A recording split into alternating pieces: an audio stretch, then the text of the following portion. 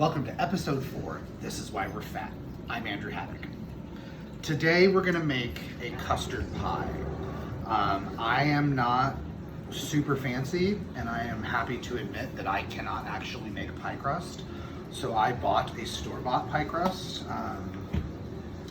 My pie pan is just a little bit too big for the store-bought crust, so I gotta give it a little bit of a rollout so that it fits. This first part, we're gonna blind bake the crust, and then we'll come back a little bit and make the filling once the crust is ready to go, and we'll go from there. Blind baking is super critical when you're making a pie that has like a really wet filling. Outside of probably fruit pies, even though there's probably an argument to do it for fruit pies too.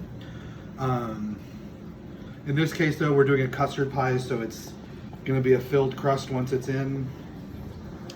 I don't get super worked up about how the crust looks at the end of the day. It's about how it tastes for me. Though, if you do a pretty crust, that's awesome, super exciting. But don't feel like you can't. If you make your own crust, good on you and congratulations. Like I said though, not my jam, so not gonna happen. There's a tear, I don't want to tear. So blind baking, parchment paper in the crust, like this.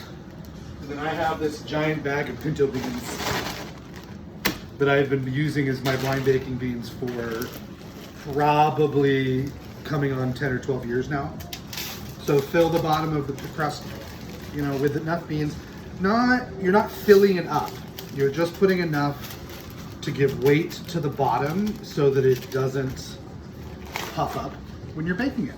So I'm gonna put this in the oven at 375 for about 15 or 20 minutes.